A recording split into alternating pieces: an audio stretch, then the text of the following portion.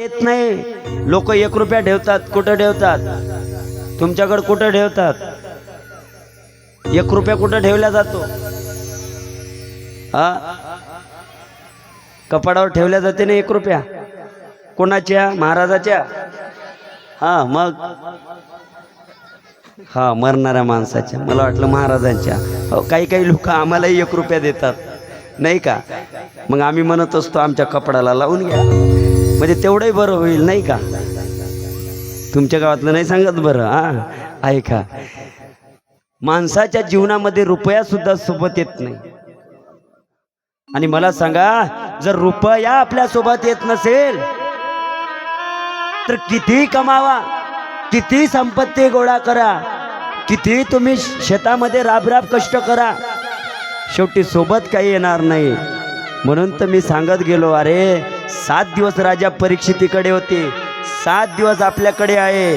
म्हणून 7 दिवस आपण जर बाजूला कामं सारून जर देवाला वेळ दिला तर अंतिम क्षणाला देव आपल्याला वेळ देईन. लक्षात घ्या. हां, खरं आहे. तुम्ही म्हणाल खोटं आहे, खोटं नाही आहे, हे खरं आहे. जो मनुष्य देवासाठी वेळ देतो, मला सांगा, आज आपल्या गावातले 2 कार्यकर्ते मी पाहिले, एक आमचे चेतन दादा आणि सूर्यवंशी दादा. मला सांगा काय गरज आहे हो? आजंतीला आम्हाला त्या ठिकाणी सुद्धा भेटण्यासाठी आले. तिथं आले तर आले, पुन्हा पत्रिका घेऊन पिंपळ खुट्याला आले. एवढ्या लांब लांब फिरण्याची काय गरज आहे त्यांना? सांगा ना. हां बघा, परमार्थ सहज होत नाही. इथे देव परीक्षा घेत असतो माणसाची. इथे देव परीक्षा घेत असतो की अरे हे करते कसे, यांच्यासोबत कोण येते, कोण येत नाही आहे. हा, पुढाकार कोणी घेत नाही आहे. सप्त्यामध्ये लाख रुपयाचा जेव्हा खर्च केला जातो ना, जर समजा वर्गणी झाली नाही ना गावामध्ये, तर पुढच्या माणसाला पैसे भरून द्यावं लागते. लक्षात घ्या. तरी सुद्धा लोक एवढ्यावरती थांबत नाही. लोक करणाऱ्या माणसाला बोलतात. तुमच्या गावातलं मला माहिती नाही कसं आहे तर, पण जेव्हा आम्ही आमच्या गावातलं कार्य करतो ना, आम्हाला अनुभव आहे. लोक बोलतात की अरे यांना खायला भेटते म्हणून हे सप्ते करतात. पण हे खरं आहे का सांगा ना? सोपं नाही आहे. लक्षात घ्या, सप्ताह करणं सोपं नाही आहे. एखादी हत्ती पोसणं परवडला, पण सप्ताह करणं परवडला नाही. लक्षात घ्या. जे करतात ना, हे फक्त त्यांना माहिती आहे कसा करावा, का करावा. अरे एखाद्याला म्हणलं ना गावामध्ये पंगत घ्या म्हणून, तरी लोक मागं पुढं पाहतात. आम्ही नाही घेणार पंगत. एखाद्याला म्हणलं ना सकाळचा नाश्ता घ्या, लोक म्हणतात आम्ही घेत नाही. का? तर यांच्या घरचं संपून जाईल ना. कोणाच्या? लोकांच्या. मी तुमच्या गावातलं सांगत नाही बरं. नाही तुम्ही म्हणा महाराज आमच्या गावातलं सांगते. हां, तुमच्या गावातले लोक चांगले आहे, पण असे लोक आमच्याकडे आहे. कधी पंक्तीला नकार देतात, कधी नाश्त्याला नकार देतात. का? संपून जाईन. अरे भल्या माणसा, दान जर माणसानं केलं तर माणसाचं दान कधी वाया जात नाही आहे.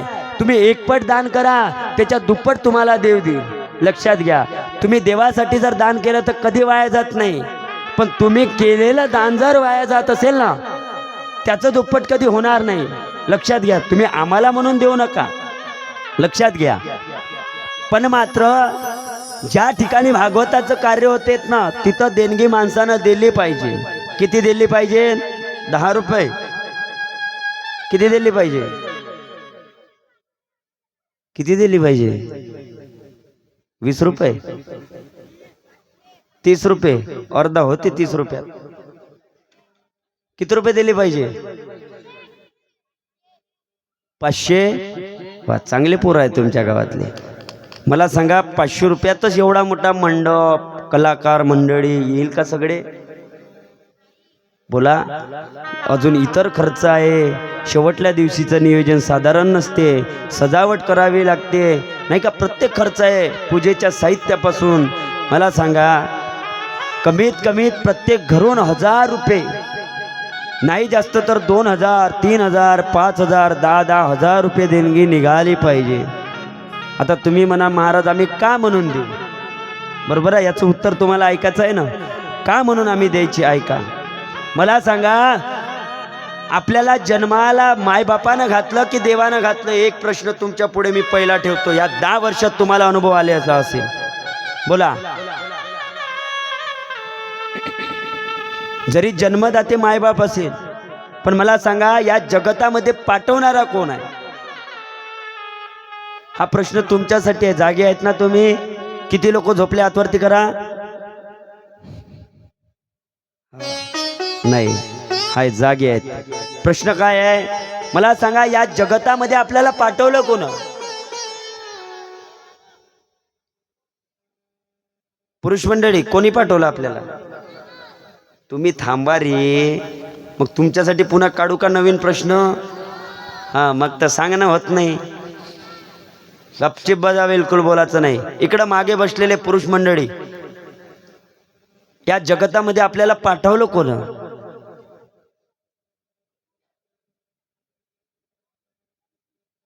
कोणी पाठवलं? बरोबर आहे ना? हा, देवाने. महिला मंडळी, या जगतामध्ये आपल्याला पाठवलं कोण? सगळ्यांसाठी हा प्रश्न आहे, बोला. जाऊ द्या, तुम्ही बोलत नाही, जाऊ का मी गावाला? करत बसा तुम्ही भागवत. तुम्ही बोलणार नसेल तर काय करू मी इथं बसून? बोला, या जगतामध्ये आपल्याला पाठवलं कोण? कोणी पाठवलं? कोणी पाठवलं? देवानं. मान्य आहे? ऐका मग, आता तुम्हाला याचं उत्तर मिळेल. हा, लक्षात घ्या. आपण का म्हणून दान करावं याचं उत्तर तुम्हाला मिळेल. हा, मान्य आहे, देवाने पाठवलं. बरोबर आहे. मला सांगा, मग आपल्याला देवाने जर पाठवलं असेल तर मला सांगा, त्या देवाचे उपकार आपल्यावरती आहेत की नाही आहे? तुम्ही बोलायचं नाही. हा, इथून पुढं 5 मिनिटात तुम्ही अजिबात बोलायचं नाही. तुमच्यासाठी हा प्रश्न नाही आहे. हा, ऐका. देवाने जर आपल्याला या जगतामध्ये पाठवलं तर मला सांगा, त्या देवासाठी आपण दान करायला पाहिजे का नाही? बोला ना. बरं, तुम्ही म्हणाल का दान करू? ऐका, देव विचार करतो, अरे लोक दान करत नाही सप्ताह असला तर. देवाने विचार केला,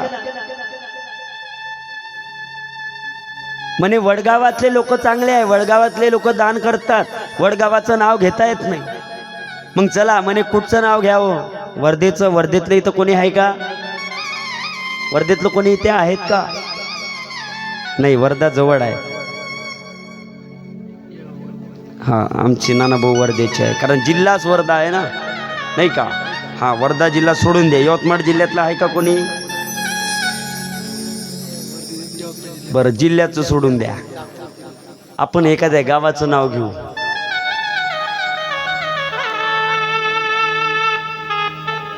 हा, मारेगाव. मारेगावचं नाही ना कोणी? आहे का कोणी? हा, नाही ना? हा, ठीक आहे. मग ऐका, सांगतो आता. सप्ताह चालू होता मारेगावात. कुठं होता बोला? मारेगावात. आता कुठं चालू आहे? वडगावात. देवाने विचार केला, म्हणे अरे सप्ताह चालू आहे पण हा वर्गणी देत नाहीये. कार्यकर्ते घरी गेले वर्गणी मागासाठी. कार्यकर्ते कुठले होते? कुठले होते? सप्ताह कुठं चालू आहे? वडगाव. हा, वडगावात नाही ना, मारेगाव. आता वडगावात चालू आहे, पण मी मारेगावातलं सांगतो ना. हा, कुठे चालू होता? मारेगावात. तुम्ही नका बोलू. कार्यकर्ते कुठचे होते? मारेगावातले. हा, कुठे गेले? वर्गणी मागायला गेले. कुठं? मारेगावामध्ये. आणि गेल्याच्या नंतर ज्या वेळेस कार्यकर्ते वर्गणी मागायला गेले, म्हणे ऐका, आपल्या गावामध्ये सुंदर असा सप्ताह बसलाय, 2 दिवस झाले. किती दिवस झाले? 2 दिवस झाले. म्हणे वर्गणी. म्हणे थांबा, मागच्या दाराला विचारतो. आता मागचं दार म्हणजे कोणतं? त्याची घरची बाई. कारण घरच्या बाईला विचारल्याशिवाय माणूस कुठलं कार्य करत. कुठचे होते ते? कुठचे होते? मारेगावातले होते. ऐका, म्हणे सांग बाई किती रुपये द्यायचे यांना? म्हणे गावामध्ये सप्ताह आहे, वर्गणी तर दिली पाहिजे, नाही म्हणता येणार नाही. म्हणे 101 रुपये देऊन टाका. पण माणूस म्हणे बाई सप्ताह मोठा आहे ना, 60,000 रुपयाचा मंडप आहे, महाराज लोक आहेत, अजून इतर खर्च आहे. म्हणे 1.5 ते 2 लाखापर्यंत बजेट जातो. म्हणे 100 रुपयानं काय होईल? म्हणे एक काम करा ना, म्हणे 200 रुपये देऊन टाका. मला सांगा 200 रुपयात होईल? मी कुठलं सांगत आहो? आपल्या गावातलं नाही बरं. कुठलं आहे? मारेगावातलं आहे. ते म्हणे हे बघा, तुम्ही जास्त बोलू नका, मी म्हणते तसं करा, 200 रुपये देऊन टाका, नाही मानलेस तर 251 देऊन टाका, बस, त्याच्या पलीकडे द्यायचं नाही. देऊन टाकले 251. ऐका, आता देवानं विचार केला, म्हणे अरे एवढा चांगला सप्ताह गावामध्ये चालू आहे रे, सुंदर अशी भागवत कथा, सुंदर अशी ग्रामगीता, सुंदर अशी प्रार्थना, सुंदर असा हरिपाठ, आणि म्हणे 251 रुपये वर्गणी. देवाला खपलं नाही हे. देव म्हणे अरे याले मी या धर्तीवरती पाठवलं. कुठचा होता? कुठचा होता? मारेगावातला. म्हणे यांना मी धर्तीवरती पाठवलं, एवढं नाही तर श्रीमंतही बनवलं. कोण म्हणत आहे? कोण म्हणत आहे? देव म्हणत आहे. ज्यांना श्रीमंतही बनवलं, जे पाहिजे ते दिलं, अथांग पैसा आहे यांच्याकडे, पण वर्गणी किती देत आहे? किती देत आहे? 251 रुपये. म्हणे एक काम करा, चित्रगुप्ताला सांगितलं, म्हणे चित्रगुप्ता यांची हिस्ट्री सगळी लिहून घे. कोण म्हणत आहे? देव. म्हणे बस आता हे पैसे सप्त्याला दान देत नाही. किती रुपये दिले सप्त्याला याने? बोला, किती रुपये दिले? मागचे किती रुपये दिले?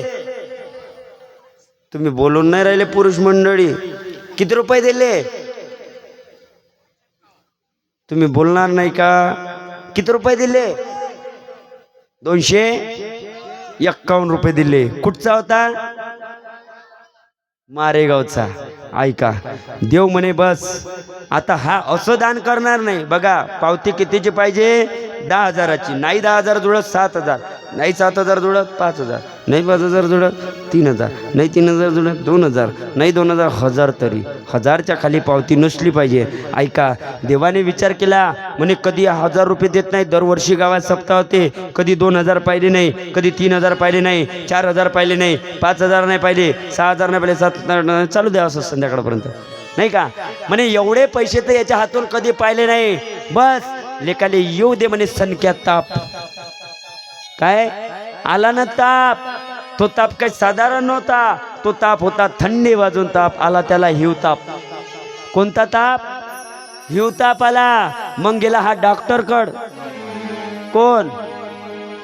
कुठला होता? मारेगावचा. काय केलं होतं याने? सप्त्याला वर्गणी दिली नव्हती. लगेच हिवतापाला गेला डॉक्टरकड. डॉक्टरने सांगितलं 4 सलाईन लावा लागते. आता 350 रुपयाची एक सलाईन. सांगा आता 4 सलाईनचे किती रुपये? किती रुपये झाले? 1400 रुपये 4 सलाईनचे. इंजेक्शन त्याच्यामध्ये वेगळे राहिले, डॉक्टरची फी वेगळी राहिली, आणि 3,000 रुपयाच्या गोळ्या. 1400 आणि 3,000 किती झाले? किती झाले? 4,400 रुपये. आणि डॉक्टरची फी 100 रुपये. किती झाले आता? 4,500 रुपये. आणि येण्या जाण्याचा खर्च स्पेशल गाडी करून न्यावं लागलं 500 रुपये. किती झाले? किती रुपये झाले? 500 रुपये. 4 दिवस झाले पण ताप काही थांबला नाही. पुन्हा 4 दिवसानं दवाखान्यात गेला. म्हणे घे का? देव म्हणे घे शकून. सप्त्याला वर्गणी देत नाही, सप्त्याला वर्गणी देत नाही. म्हणे घे. पुन्हा 4 सलाईन लावल्या 4 दिवसानं. पुन्हा दणका तेवढाच बसला. आता 5,000 अधिक 5,000 किती झाले? काढले देवानं 10,000. काढले का नाही? बोला. कुठचा होता तो? कुठचा होता? मारेगावचा होता. पहा, सप्त्याला वर्गणी दिली नाही म्हणून त्याच्याकडून देवाने 10,000 वसूल केले. म्हणे घेले का? सप्त्याला वर्गणी देत नाही. कार्यकर्त्यांना बोलते घेले का? आला ताप. असं व्हावं असं वाटते आपल्या जीवनामध्ये. बोला. म्हणून सप्त्यामध्ये दान करत चला. लक्षात घ्या, जरी मारेगावची परिस्थिती थे असेल, पण आज उद्या आपल्याही गावामध्ये भागवत आहे एवढं लक्षात ठेवा. बाकी माझा सांगण्याचा उद्देश काही नाही आहे. माणसानं दान करायचं असेल तर निस्वार्थपणाने काय केलं पाहिजे? दान केलं पाहिजे, कोणाला बोलून नाही. लक्षात घ्या. म्हणून ऐका, म्हणून पहिला प्रश्न विचारला होता, या जगातलं अंतिम सत्य काय आहे? लक्षात आलं ना सर्वांच्या? या जगातलं अंतिम सत्य मरण नाही आहे. या जगातलं अंतिम सत्य जर काही असेल तर माणसाच्या जीवनामधलं कर्म आहे. काय आहे? कर्म आहे.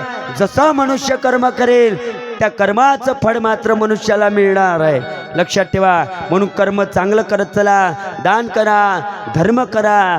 दान केलं, धर्म केलं तर भगवान परमात्म्याला सुद्धा आनंद होतो. दुसरा प्रश्न विचारला म्हणे शास्त्राचं सार काय आहे? सर्व शास्त्राचं सार म्हणजे श्रीमद भागवत आहे, लक्षात घ्या. त्याच्यानंतर तिसरा प्रश्न म्हणे किती अवतार आहे? काय अवतार किती आहेत? बघा 24 अवताराच्या कथेचं वर्णन या ठिकाणी केलेलं आहे. आणि तसे अवतार बरेच आहे या जगतामध्ये. कोणी कुठल्याही देवाला मानतात, याच्यामध्ये शंका नाही. पण मला सांगा, देव हा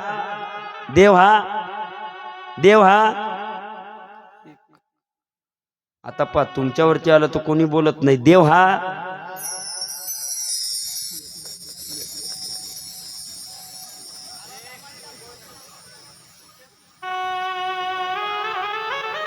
तुम्ही बैरे नाही पण आम्ही बैरे आहो ना. आम्हाला लक्षात आलं पाहिजे ना, लक्षात घ्या ना, त्याच्यासाठी विचारतो आहे. देव किती? एकच आहे, लक्षात घ्या, अनेक नाही आहे. अवतार बरेच मानलेले आहे, अवतार बरेच मानलेले आहे. आणि प्रत्येक जण मात्र अनेक देवाची पूजा करतात, याच्यामध्ये काही हे नाही आहे. पण अनेक देवाची पूजा करत असताना मात्र ती संपूर्ण पूजा फक्त एका देवाला प्राप्त होती. किती देवाला? एका देवाला प्राप्त होते. देव अनेक नाही आहे, लक्षात घ्या, देव एकच आहे. हर वेश में तू, हर देश में तू, हर देश में तू, हर वेश में तू, हर देश में तू, हर वेश में तू, तेरा नाम अनेक तू एक है, तेरा नाम अनेक तू एक है. हर देश में तू, हर वेश में तू, हर देश में तू, हर वेश में तू, तेरा नाम अनेक तू एक है, तेरा नाम अनेक तू एक है. तेरी रंग भूमि है विश्व भला, तेरी रंग भूमि है विश्व भला, खेल में तू ही तो है. हर देश में तू, हर वेश में तू, तेरा नाम अनेक तू एक है, तेरा नाम अनेक तू एक है. तेरा नाम अनेक पर तू एक है. म्हणून असा असणारा भगवान परमात्मा त्या ठिकाणी वेदमर्षी व्यासजींच्या मनामध्ये समरंभी स्थिती निर्माण झाली की अरे मी सर्व केलं, मी सर्व मिळवलं, पण माझ्या जीवनामध्ये समाधान का नाही आहे? बघा वेदमर्षी व्यासांना वाटू लागला अरे जगताला मी गीता दिली, महाभारतासारखा ग्रंथ मी मात्र निर्माण केला, पण माझ्या मनामध्ये मात्र सुख नाही आहे, समाधान नाही आहे, शांती का नाही आहे, याचा विचार मात्र वेदमर्षी व्यास करत आहे. आणि नुसती ही स्थिती वेदमर्षी व्यासांची नाही आहे, आपल्याही मनामध्ये कदाचित अशी भावना निर्माण होते की अरे मी सगळं केलं, मी सगळं मिळवलं, मी सगळं कमावलं, पण माझ्या जीवनामध्ये सुख नाही आहे, शांती नाही आहे, समाधान नाही आहे, काय करावं समजायचं. त्यावेळेला सत्संग करण्याचा योग आहे. बघा हा प्रश्न ज्या वेळेस वेदमर्षी व्यासांना पडला ना, तेवढ्यामध्ये त्या ठिकाणी नारद महर्षी त्या ठिकाणी आले. आणि नारद महर्षी म्हणत आहे वेदमर्षी व्यासांना, महाराज याचं उत्तर तुम्हाला असं मिळणार नाही, याच्यासाठी तुम्हाला माझ्या मागच्या जन्माची कथा ऐकावी लागेल. कोण म्हणत आहे? नारद महर्षी. म्हणून मागच्या जन्मी असणारा मी एक दासी पुत्र आहे, माझी आई आहे दासी, मला वडील नाही आहे, मी माझ्या आईसोबत राहतो आहे, माझी आई जे कामं सांगणार आहेत ते कामं मात्र मी करतो आहे, असे असणारे ते दासीपुत्र या जन्मामध्ये नारद महर्षी, पण मागच्या जन्मामध्ये कोण आहे? दासीपुत्र आहे. एकदाचा प्रसंग आहे.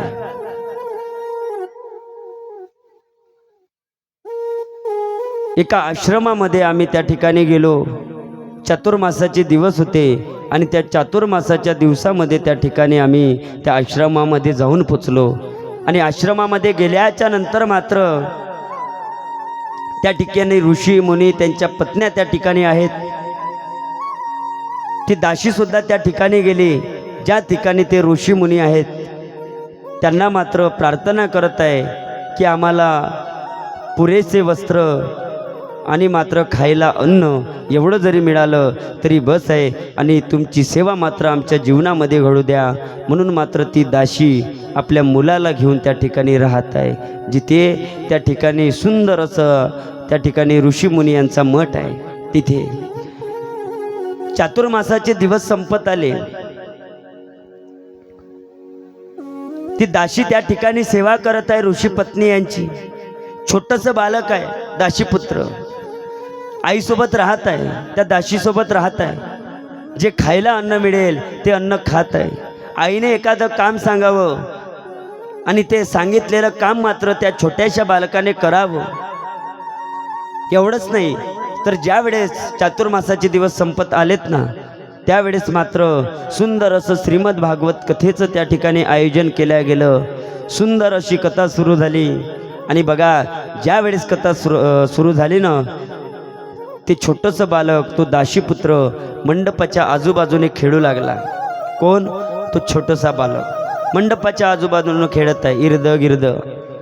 सुंदर अशी कथा झाली. पहिला दिवस निघून गेला. दुसऱ्या दिवशी पुन्हा कथा सुरू झाली. दुसऱ्या दिवशी कधी मंडपाच्या पुढच्या बाजूला, कधी मागच्या बाजूला खेळणं हातामध्ये घ्यायचं, पुन्हा खेळणं बाजूला टाकायचं. पुन्हा मात्र कानावरती कथेचा आवाज आला की मात्र कथा ऐकायची. असा त्याचा नित्यनेम सुरू आहे. तिसऱ्या दिवसाची कथा पार पडली. आज चौथ्या दिवसापर्यंत ती कथा येऊन पोचली. पण ऐका, चौथ्या दिवसाची कथा जेव्हा प्रारंभ झाली ना, भगवान परमात्मा प्रगट झाला आणि त्या भगवान परमात्म्याच्या स्वरूपाचं वर्णन ज्या वेळेला त्या ठिकाणी वेदमर्षी व्यास सांगत आहे ना, भगवान परमात्मा कसा आहे, सुंदर आहे, ज्याच्या डोक्यावरती मोर मुकुट आहे. सुंदर असे भगवान परमात्म्याचे सफरचंदासारखे गोल मटोर असे गाल आहे, नेत्रामध्ये काजळ आहे, गुलाबी गुलाबी देवाचे होठ आहे. एवढंच नाही तर त्या भक्तीचं वर्णन मात्र वेदमर्षी व्यास करत आहे ना, तेव्हा मात्र ते छोटंसं बालक ही कथा श्रवण करत आहे. बघा आता मात्र तेच छोटंसं बालक जेव्हा भगवान परमात्म्याची कथा मात्र त्याच्या कानावरती गेली ना, तर मात्र हातातलं खेळणं टाकून दिलं आणि हातातलं खेळणं टाकून मात्र मंडपात येऊन बसलं. कोण? ते छोटंसं बालक. बघा काही काही लोकांच्या कानावरती आवाज जाते पण लोक कथेला येत नाही, पण ते छोटंसं बालक मंडपाच्या आजूबाजूने खेळत होतं. कोण आहे? दाशीपुत्र आहे. हातातलं खेळणं त्याने टाकून दिलं आणि लगेच मात्र मंडपामध्ये येऊन बसला, थोडा मागे बसला. पुन्हा मात्र चौथा दिवस पूर्ण पार पडला आणि पाचव्या दिवशी मात्र पुन्हा थोडा मध्ये येऊन बसला. सुंदर अशी भगवान परमात्म्याची आणि गोपाळांची कथा श्रवण केली. आता बघा त्याला असं वाटू लागलं त्या दाशीपुत्राला की अरे मीही देवासोबत राहतो आहे, मीही देवाचा सवंगडी आहे, मीही देवासोबत खेळतो आहे, मीही देवासोबत बोलतो आहे. बस ते छोटंसं बालक मात्र ही कथा श्रवण करताना पाचव्या दिवसाची कथा पूर्ण झाली. आणि ऐका, सहाव्या दिवसाच्या कथेला मात्र महाराज मंडपात येण्याच्या अगोदर कथेला पुढे येऊन बसलं. जसे तुम्ही आलात ना तसंच बघा, हां महाराज येण्याच्या अगोदरच येऊन बसला पुढे. कथा सुरू झाली आणि तेवढ्यामध्ये मात्र त्या दाशीचं लक्ष त्या बाळाकडे गेलं, त्या दाशीपुत्राकडे गेलं. त्या आईचं लक्ष गेल्याच्या नंतर ती दाशी मात्र त्या बाळाच्या जवळ आली, हात पकडला त्या दाशीपुत्राचा. म्हणे ए बाळा, कोणी सांगितलं तुला इथं बसायला? म्हणे चल. बघा काही काही मुलं जर कथेला आले तर मायबापाला आवडत नाही का? त्या दाशीला सुद्धा तसंच वाटलं. आणि काही काही मायबाप कथेला आलेलं मुलाला आवडत नाही, पण त्या दाशीला आवडलं नव्हतं. नाही, याच्यातला भाग असा नव्हता. त्या दाशीला वाटलं की कदाचित हा त्रास तर देणार नाही तिथं, म्हणून मात्र त्याला उचलायला गेले. तेव्हा मात्र महाराजांनी सांगितलं की हा आम्हाला त्रास देत नाही आहे, हा कथा श्रवण करतो आहे, याला कथा श्रवण करू द्या. म्हणून मात्र त्याला तिथेच थांबवलं. आनंद झाला. कोणाला? कोणाला आनंद झाला? त्या दाशी पुत्राला. वा, आता तर मला व्यासांची परवानगी मिळाली, आनंद वाटला. बस ती दाशी तिथून निघून गेली. 7व्या दिवसापर्यंत कथा येऊन पोचली. सुंदर एकचित्त मनाने मात्र कथा श्रवण केले त्या दाशीपुत्राने. अत्यंत पवित्र अशी कथा. 7 दिवस पूर्ण झाले. 8व्या दिवशी काला झाला. चातुर्मासाचे दिवस संपले आणि चातुर्मासाचे दिवस संपल्याच्या नंतर मात्र सप्ताही पार पडला. आणि आता मात्र त्या ठिकाणी ऋषी मुनी जे होते ना, ते सगळे जायला निघाले. म्हणे चला आता झाली आपली कथा पार पडली. कारण काय, आपली कथा किती दिवसाची असते? 7 दिवसाची असते. जाण्याकरता निघाले. तेवढ्यामध्ये छोटंसं बालक, हा दाशीपुत्र महाराजांच्या जवळ गेला. म्हणे महाराज, तुम्ही तर निघाले, पण ही कथा मला कोण सांगणार? मला ती कथा ऐकायची आहे. त्या भगवान परमात्म्याची जी कथा तुम्ही सांगितली ना, ती कथा मला पुन्हा ऐकायची आहे बाबा. महाराजांनी सांगितलं, ही कथा फक्त 7 दिवसाची असते. 7 दिवस कथा झाल्याच्या नंतर पुन्हा थांबता येत नाही. पुन्हा वर्षभर वाट पाहावी लागते. पुन्हा वर्षभर वाट पाहावी लागते. म्हणे आता ही कथा पुन्हा वर्षभर होणार नाही. म्हणे मग महाराज एक काम करा ना, मला तुमच्या सोबत घेऊन चला. पहा, छोटंसं बालक आहे दाशीपुत्र. एका बालकाला सुद्धा वाटते की ही कथा आम्ही श्रवण केली पाहिजे. पहा, एका बालकाचं मन आहे. म्हणून मात्र ते छोटंसं बालक प्रार्थना करत आहे व्यासांना की महाराज, ही कथा मला कोण सांगेल? तुम्ही तर निघून जाणार आहे. मला पुन्हा ती कथा श्रवण करायची आहे. कारण माझं मन भगवंतावरती जडलेलं आहे. तो भगवान परमात्मा कसा आहे? तो भगवान परमात्मा, मला त्याचं दर्शन करायचं आहे. आणि मला माहिती आहे, मला माझा जर उद्धार करून घ्यायचा असेल तर त्याच्यासाठी भागवताशिवाय माझा उद्धार होणार नाही. ऐका ना बाबा, सांगा ना, ही कथा मला कधी श्रवण करायला मिळेल? म्हणे बाळा, ही कथा तुला आता वर्षभर श्रवण करायला मिळणार नाही. म्हणे एक काम करा ना महाराज, मग मला तुमच्यासोबत घेऊन चला. कोण म्हणत आहे? ते छोटंसं बालक, तो छोटासा दाशीपुत्र. म्हणे तुमच्यासोबत मला घेऊन चला. त्यावेळेस मात्र व्यासांनी सांगितलं, बाळा 7 दिवस झाले की आमचं त्या ठिकाणी तुमच्या गावातलं जे व्यक्तिमत्व असतं ते संपतं बाळा. आता इथून पुढे आम्हाला पुढच्या गावात जायचं आहे. तुला माझ्यासोबत येता येणार नाही. कारण शास्त्र असं सांगते की जोपर्यंत जगतामध्ये मायबाप आहे तोपर्यंत पहिले मायबापाची सेवा आणि नंतर बाकीची सेवा. तुला आमची सेवा करता येणार नाही बाळा, कारण तुझी आई अजून जिवंत आहे. जोपर्यंत तुझी आई आहेत ना, तोपर्यंत तू आईची सेवा कर. आणि मात्र तेव्हा तू भगवान परमात्म्याचं भजन कर. ज्या वेळेस तू भगवान परमात्म्याचं भजन करेल ना, तेव्हा मात्र एक ना एक दिवस भगवान परमात्मा तुझ्या भेटीकरता आल्याशिवाय राहणार नाही. म्हणून मात्र एक सुंदर असा मंत्र प्रदान केला त्या बालकाला. तो मंत्र काय आहे बघा. हा मंत्र अत्यंत महत्त्वाचा आहे आपल्या जीवनामध्ये. या मंत्राचं जो मनुष्य भजन करेल ना, त्याचे संपूर्ण पाप नाहीशी होतो. कोणता मंत्र होता? ओम नमो भगवते वासुदेवाय. ओम नमो भगवते वासुदेवाय. ओम नमो भगवते सर्वांनी टाळी वाजवून भजन वासुदेवाय. ओम नमो भगवते वासुदेवाय. ओम नमो भगवते वासुदेवाय. ओम नमो भगवते वासुदेवाय. ओम नमो भगवते वासुदेवाय. जय हो. सभी लोग ताली बजा के भजन कीजिए. सर्वांनी भजन करा. जय हो.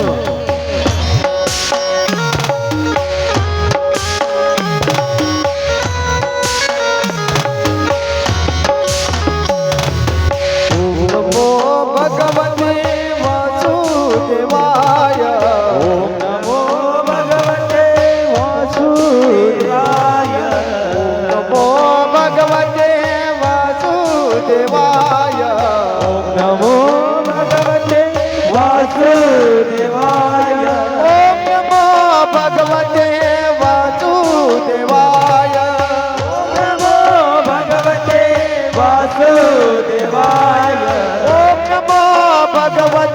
वासुदेवाय.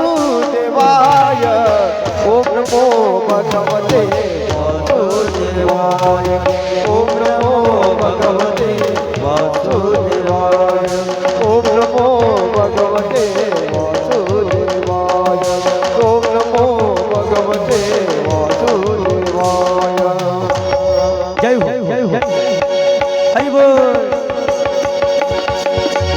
ओम नमो भगवते वासुदेवाय. ओम नमो भगवते वासुदेवाय. वासुदेवाय. ओम नमो भगवते वासुदेवाय. ओम नमो भगवते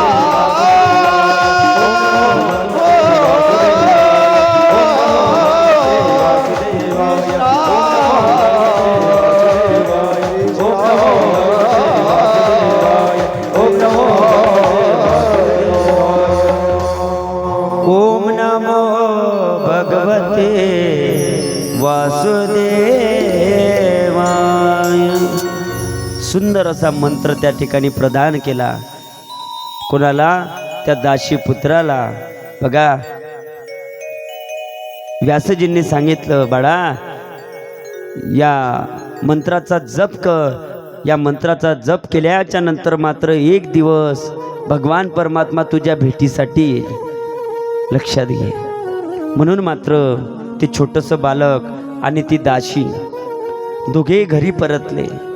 आणि घरी परतल्याच्या नंतर मात्र सुंदर अशी आईची सेवा त्या ठिकाणी करत आहे. पण मात्र जी कथा त्या बाळाने श्रवण केली होती दाशीपुत्राने, ती कथा मात्र तो विसरला नाही आहे. आईने एखादं काम सांगावं आणि आईला त्या बाळाने सांगावं, आई मला त्या कथेची आजही आठवण येते ग.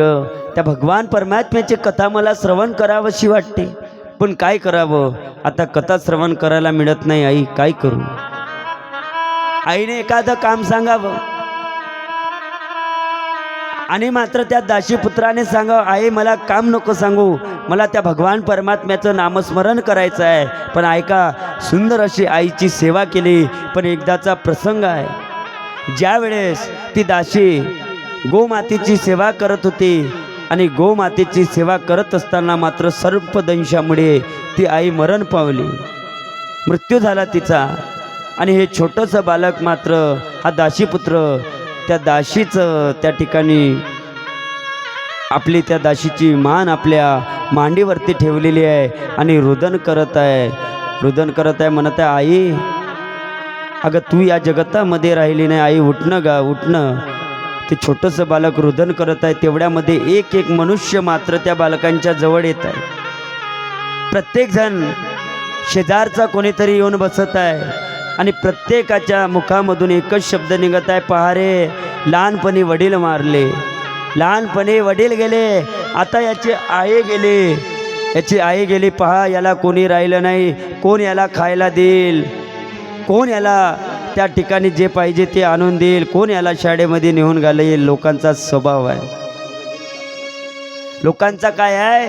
स्वभाव आहे. एखाद्या मनुष्याच्या जीवनामध्ये जर दुःख असेल तर मनुष्याचा स्वभाव आहे त्या मनुष्याला हिणवणे. पहा, एखाद्यावरती समजा परिस्थिती बेकार असेल, ज्याच्या घरामध्ये पैसा नसेल ना, त्या मनुष्याला माहिती आहे आडाचं देड करून घरामध्ये पैसा आणून मात्र संसाराचे चोचले पुरवावं लागतं. ज्यांच्याकडे पैसा नाही फक्त त्यांनाच माहिती आहे पैशाची किंमत काय आहे. ज्यांच्याकडे कपडे नाही आहे त्यांना माहिती आहे कपड्याची किंमत काय आहे. प्रत्येक मनुष्याचं जीवन वेगळं आहे.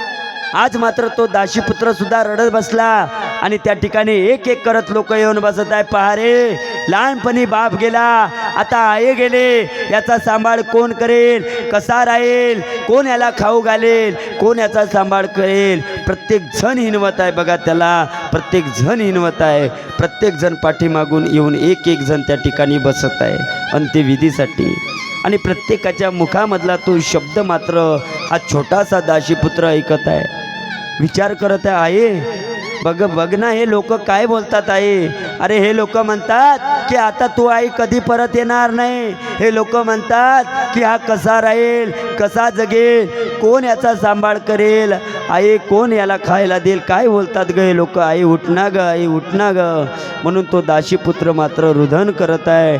पण शेवटी मात्र जेव्हा हा शब्द ऐकला ना की अरे पुन्हा एक मनुष्य त्या ठिकाणी आला आणि आल्याच्या नंतर मात्र तो मनुष्य म्हणायला लागला, पहा रे, याचं कोणी नाही आहे या जगतामध्ये, पहा एकटाच आहे. सुरुवातीला बाप निघून गेला, बापाची छाया अंगावरती नाही आहे, आता आई निघून गेली, कोण याचा सांभाळ करेल, या जगतामध्ये याचं कोणी नाही आहे. असा शब्द मात्र ज्या वेळेस त्याने ऐकला ना, त्याने मान मागे ओढवली आणि मागे मान ओढवल्याच्या नंतर मात्र तोच दासीपुत्र म्हणते, हे लोकांनो ऐका, ज्याचं कोणी नसतं ना त्याचा मात्र भगवान परमात्मा आहे, ज्याचं या जगतामध्ये कोणी नाही ना त्याचा फक्त आणि फक्त तो देव मात्र त्याचा आहे. असं सांगितल्याबरोबर मात्र लोक गपचिप बसले. अंत्यविधी पार पडली आणि अंत्यविधी पार पडल्याच्या नंतर मात्र तो छोटासा बालकाने विचार केला, अरे चला, आईची सेवा तर जीवनामध्ये घडली, आई निघून गेली, पण माझ्या गुरुवर्यांनी सांगितलं होतं की जोपर्यंत जीवनामध्ये आई आहेत ना तोपर्यंत आईची सेवा कर, पण जेव्हा मात्र आई निघून जाईल तेव्हा मात्र काय कर, नामस्मरण कर, आणि देव मात्र काय करेल तेव्हा भेटीसाठी येईल. म्हणून पुन्हा मात्र त्याने त्या मंत्राचा उच्चार त्या ठिकाणी सुरू केला. ओम नमो भगवते वासुदेवाय. ओम नमो भगवते वासुदेवाय. ओम नमो भगवते वासुदेवाय. ओम नमो भगवते वासुदेवाय. बघा, तेव्हा भगवान परमात्मा मात्र भेटीसाठी आला. कोणाच्या? त्याच दासीपुत्राच्या. आणि तोच दासीपुत्र मात्र कोण आहे? मागच्या जन्मामध्ये दासीपुत्र होता, पण या जन्मामध्ये तोच नारद महर्षी झाला, ज्याच्या गळ्यामध्ये सुंदर असा विणा आहे, हातामध्ये चिपड्या आहेत, आणि मात्र भगवान परमात्म्याचं ते नारद महर्षी भजन करत आहे. बघा, तोच नारद महर्षी त्याने सांगितलं कोणाला? वेद महर्षी व्यासांना सांगत आहे की मी तोच मागच्या जन्मीचा बालक आहे, या जन्मामध्ये नारद झालो, पण माझ्या जीवनाची खरी कहाणी ही आहे की मात्र एखाद्याच्या जीवनामध्ये एखादं दुःख असेल, एखाद्याच्या जीवनामध्ये समाधान नसेल, एखाद्याच्या जीवनामध्ये सुख नसेल, तर त्या मनुष्याने काय करावा? सत्संग करावा, देवाचं नामस्मरण करावं. हे कोण सांगत आहे? नारद महर्षी सांगत आहे. बघा, म्हणे महाराज एक काम करा, सुंदर अशी श्रीमद भागवताची रचना करा. म्हणून मात्र सुंदर अशी त्या ठिकाणी वेद महर्षी व्यासांनी भागवताची रचना केली, ज्यामध्ये मी सांगून गेलो 12 स्कंद, 18,000 श्लोक, 335 अध्याय अशी मात्र भागवताची काय केली? निर्मिती केली वेद महर्षी व्यासांनी. तेव्हा मात्र आनंद वाटला कोणाला? वेद महर्षी व्यासांना. तेव्हा वाटू लागलं की आता माझ्या जीवनामध्ये समाधान मिळालं, आता माझ्या जीवनामध्ये समाधान प्राप्त झालं. बघा, म्हणून माणसाच्या जीवनामध्ये कदाचित दुःख असेल, समाधान अजिबात नसेल, समजून जायचं, हां, घरी नाही बसायचं, मंदिरात जायचं, देवाचं ध्यान करायचं, मंदिरात जायचं, देवाचं नामस्मरण करायचं. नाही मंदिरात जाता आलं तर घरीच देवाच्या पुढे बसायचं, पण देवाचं नामस्मरण कधी सोडायचं नाही. ज्या देवाने या धर्तीवरती आपल्याला आणलं ना, त्या देवाचं कधीच माणसाच्या हातून मात्र त्या ठिकाणी कधी नामस्मरण घडलंच पाहिजे, लक्षात घ्या. म्हणून मात्र वेद महर्षी म्हणत आहे, अरे भागवताची निर्मिती मी केली इथपर्यंत खरं आहे, पण हे भागवत द्यायचं कोणाला? हा प्रश्न आहे. बघा, वेद महर्षी व्यास म्हणत आहे, ठीक आहे, निर्मिती झाली, या जगताला मी पाहिजे तो ग्रंथ दिलाय, आता या श्रीमद भागवताची निर्मिती तर केली, पण द्यायची कोणाला? कारण शुकदेव वेद महर्षी व्यासांचा मुलगा आहे, त्यांचं नाव आहे शुकदेवजी महाराज. पण शुकदेवजी महाराज मात्र जाग्यावरती नाही आहे, घरी नाही आहे. मग शुकदेवजी महाराज कुठं आहे? त्यांची कथा तुम्ही श्रवण केली असेल 4 वर्षात, नाही का? ऐका, सुंदर अशी कथा आहे. बघा, एकदाचा प्रसंग आहे. बघा, कथा कुठून आहे हे आता तुम्हाला कळेल. बरं, आता आपण नेमकी कथेची पहिली पायरी चढलो, नेमकी पहिली पायरी चढलो. बघा, सुंदर अशा ग्रंथाची निर्मिती झाल्याच्या नंतर मात्र वेद महर्षी व्यास म्हणत आहे की हे भागवत मात्र मला माझ्या मुलाला द्यायचं आहे, पण माझा मुलगा कुठं आहे? जंगलामध्ये आहे. ऐका, आता जंगलामध्ये कसा जाणार आहे? पहा, एकदाचा प्रसंग आहे. भोले बाबा ध्यानस्थ बसलेले आहे. कोण? भोले बाबा कोण?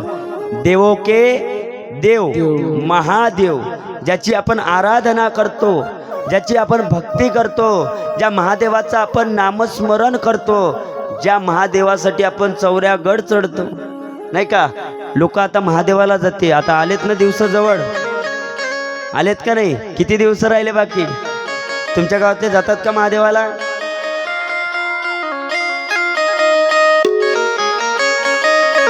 नाही का? ऐका, भोले बाबा ध्यानस्थ बसलेले आहे. माता पार्वती सुद्धा आहे. कुठे? कैलासावरती.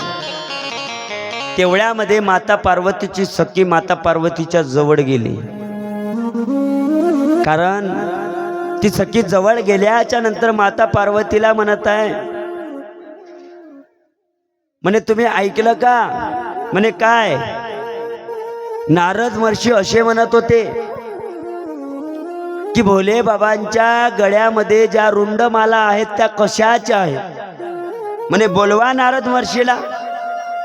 नारद महर्षीला बोलावलं.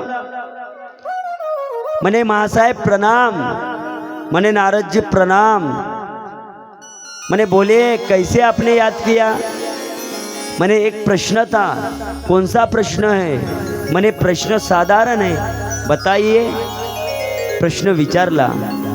नारद महर्षी सांगायला लागले, म्हणे मैया तुम्हाला माहिती आहे का, महादेवाच्या गळ्यामध्ये ज्या रुंडमाला आहे, म्हणे त्या रुंडमाला कशाच्या आहे? म्हणे जा महादेवाला विचारून या. कारण नारद महर्षीचा स्वभाव होता, एखादं चांगलं कार्य जर घडवायचं असेल तर नारद महर्षी आग लावून द्यायची. काय लावून द्यायची? आग. पण आग विझवायची बरं. काही काही लोकांचा स्वभाव आहे आग लावून देणे, पण विझवण्याचा पत्ता राहत नाही. प्रत्येक गावात नारद आहे. तुमचं गाव सोडून बरं, आग लावणारे नारद बऱ्याच गावात सापडतात. आग लावून देतात. हो, आमच्यातही आहे एक नारद, पण इथं नाही आहे. तो नारद गेला आहे, नाही का? त्याला आग लावणारा नारद असं म्हणतो आम्ही, नाही का? असे असणारे नारद महर्षी म्हणत आहे पार्वती मैया आपको पता नहीं, भोले बाबा के गले में जो रुंडमाला है ना, एक बार जाके भोले बाबा को पूछिए कि हे रुंडमाला कोणाची आहे, जा विचारा. माता पार्वती भोले बाबांच्या जवळ जातात आणि भोले बाबांच्या जवळ गेल्याच्या नंतर माता पार्वती भोले बाबाला विचारत आहे, म्हणत आहे बाबा तुमच्या गड्यामध्ये ह्या ज्या रुंडमाला आहेत ना, म्हणे सांगा ह्या रुंडमाला कोणाच्या आहेत? पहा, मला सांगा. असा प्रश्न देवाला विचारल्यावर थोडी खंत वाटेल ना. महादेवाला खंत वाटली की अरे आतापर्यंत मला हा प्रश्न पार्वतीने विचारला नाही, पण आज मात्र का विचारला? लक्षात आलं, कारण कोणीतरी आग लावून दिली होती. लक्षात आलं महादेवाच्या. म्हणे पार्वती ऐक, प्रश्न काय आहे तुझा? बोला. प्रश्न काय केला पार्वतीने महादेवाला? गड्यामध्ये असणाऱ्या रुंडमाला ह्या कोणाच्या आहे? म्हणे ऐक पार्वती, म्हणे हा रुंडमाला कोणाच्या आहे हे तुला ऐकायचं आहे ना. आतापर्यंत तुम्हीही ऐकलं नसेल, आता ऐका. माता पार्वतीला सांगत आहे, पार्वती ऐक, मी अमर आहे. काय? मी काय आहे? मी अमर आहे. आणि पार्वती तुला जन्म घ्यावं लागते. कोण म्हणत आहे? भगवान महादेव म्हणत आहे. शिव महापुराणामध्ये याचा खूप उल्लेख केलेला आहे बरं का, महादेवाच्या कथेचा. म्हणे पार्वती तुला जन्म घ्यावा लागते, मी अमर आहे. आणि ज्या ज्या वेळेला तुझे जन्म झाले आहेत ना, त्या वेळेला प्रत्येक जन्माचं प्रतीक म्हणून माझ्या गड्यामध्ये असणाऱ्या या काय आहेत? रुंडमाला आहेत. बघा कोण म्हणत आहे? भगवान महादेव पार्वतीला सांगत आहे, प्रत्येक तुझ्या जन्माचं प्रतीक असणाऱ्या या रुंडमाला माझ्या गड्यामध्ये आहे. पार्वतीच्या लक्षात आलं, पण पार्वती एवढ्यावरती थांबली नाही. म्हणे बाबा भोले बाबा ठीक आहे, मला जन्म घ्यावा लागते इथपर्यंत खरं आहे, मग म्हणे तुम्ही अमर कसे काय? काय? मग म्हणे तुम्ही अमर कसे काय? म्हणे सांगा. म्हणे पार्वती याच्यासाठी एकच तुला उत्तर देऊ इच्छितो. म्हणे ऐक, मी अमर कथा श्रवण केली आहे. काय? मी अमर आहे हे तुला ऐकायचं आहे ना. म्हणे मी अमर काय, याचं कारण जर काही असेल तर माझ्या जीवनामध्ये मी अमर कथा श्रवण केलेली आहेत. म्हणे अमर कथा, ही कथा मलाही ऐकायची आहे. कोणती ती अमर कथा आहे? बघा, पूर्वी या ग्रंथाचं नाव श्रीमद भागवत नव्हतं. लक्षात घ्या, या ग्रंथाचं नाव अमर कथा होतं. नंतर वेद महर्षी व्यासांनी जेव्हा या ग्रंथाची निर्मिती केली, बघा, या जगातले सर्वात कोणी जर निर्मिती असेल पहिले केली ज्याने, ग्रंथाची असो किंवा कशाची निर्मिती, तर ते म्हणजे देवो के महादेव, देवो के देव भगवान महादेव. बघा, या जगातले पहिले वारकरी सुद्धा कोण आहे? माझे भोले बाबा आहे. लक्षात घ्या, पहिली वारी केली भोले बाबांनी. नंद्यावर बसून गणपतीला सोबत घेतलं, पार्वती सोबत आहे. कुठली वारी? पंढरपूरची. तुम्ही करतात ना वारी? इथे वारकरी लोक आहेत का नाही? कोण कोण करतात पैदल वारी? आळंदी ते पंढरपूरची वारी कोण करतात? हातवरती करा बरं.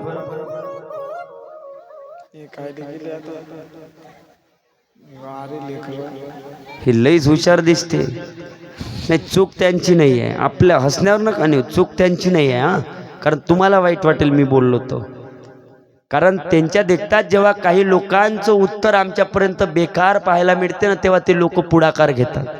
लोक उलटे बोलून देतात महाराज लोकांना. चूक त्यांची नाही आहे. ऐका, मी तुमच्या गावातलं नाही सांगत आहो बरं, नाही तर पुन्हा म्हणाल तुम्ही महाराज आमच्या गावातलं सांगते. कुठं होता आपण? कुठे होतो? काय विचारलं होतं मी? आपल्या गावामध्ये कोणी वारी केली आहे का आळंदी पंढरपूरची, असं विचारलं. नाही, मग वारी कोणी करणार नाही का? बरं, जाऊ द्या. माळ किती लोकांनी गळ्यामध्ये घातलेली आहे? हातवरती करा. पवित्र तुळशीची माळ कोणाच्या गळ्यामध्ये आहे? ज्यांच्या गळ्यामध्ये आहे त्यांनी हातवरती करा. बाकीचे कधी घालणार आहे मग?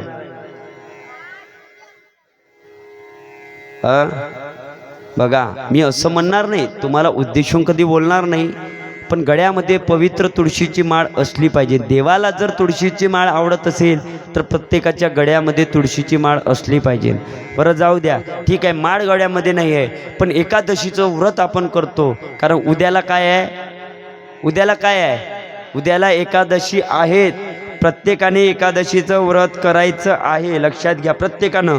इथं बसलेले म्हणून नाही, ज्यांच्या ज्यांच्या कानावरती. मी तर असं म्हणतो की संपूर्ण गावाने उद्या एकादशीचं व्रत केलं पाहिजे. कारण भागवत सुरू आहे ना, नाही का? मग आयुष्यभर आपल्याला कामं आहे.